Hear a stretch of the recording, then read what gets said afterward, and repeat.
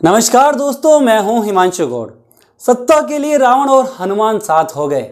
जी हां, सुनने में थोड़ा अजीब लग रहा होगा, मगर हम बिल्कुल सही कह रहे हैं।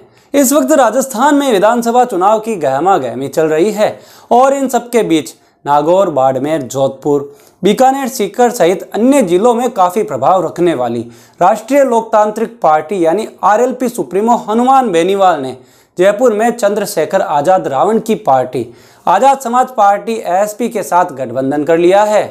अब इस गठबंधन के राजनीति में कई मायने निकाले जा रहे हैं। लोगों की ओर से जो अलग अलग थ्योरी निकलकर सामने आ रही है, उनके बारे में हम आपको बताते हैं।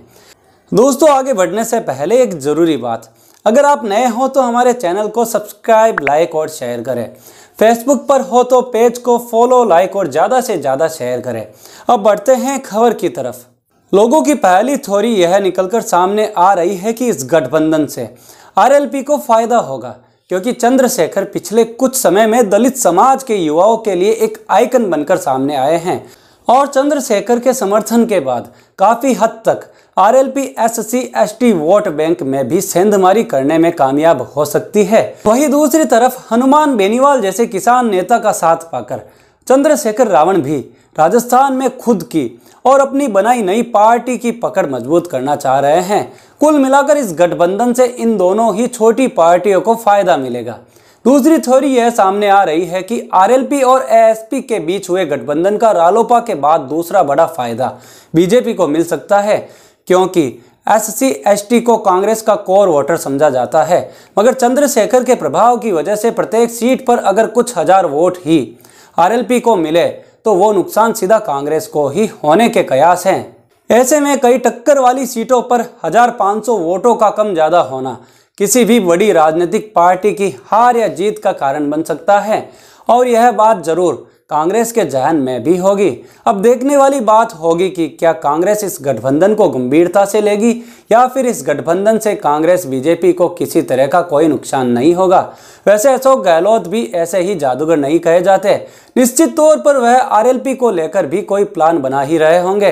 वही बीजेपी टीम भी इस पूरे गठबंधन पर नजर बनाए हुए हैं, क्योंकि किसी भी कीमत पर बीजेपी भी कोई गलती नहीं करना चाहती है।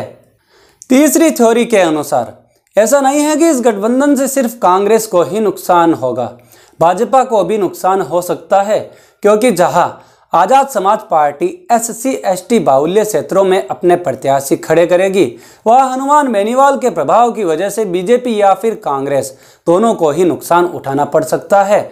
ऐसे में इस गठबंधन के अपने आप में कई मायने निकाले जा रहे हैं। वैसे यह सिर्फ कयास है, असल में तो वक्त ही बताएगा कि आरएलपी और एएसपी के बीच हुआ गठबंधन राजस्थान की राजनीति में कितना प्रभाव डालता है। वहीं कुछ बीजेपी और कांग्रेस नेताओं का तो यह भी कहना है कि हनुमान और चंद्रशेखर के इस गठबंधन से हमें कोई नुकसान नहीं है, अगर नुकसान है तो आरएलपी को ही है। हो सकता है इस गठबंधन से आरएलपी का वोट प्रतिशत टूट जाए और उधर चंद्रशेखर का वोट प्रतिशत भी टूट जाए, जबकि आरएलपी के नेताओं का कहना है कि यह गठबंधन राजस्थान की राजनीति में नई दिशा तय करेगा। खुद बेनीवाल ने इस बात के संकेत दिए हैं कि हम यही चाहते हैं कि यह गठबंधन लंबा चले और हम किसान वर्ग और आमजन की सुविधा के लिए अच्छा काम कर सकें। खैर, यह पूरी बातें अभी तक सिर्फ एक कयास ही है। असल निर्णय तो अपनी अपनी पसंद के प्रत्याशियों को वोट देकर जनता ही करेगी। दोस्तों, वीडियो अच्छा लगा तो चैनल को सब्सक्राइब, लाइक और शेयर करें।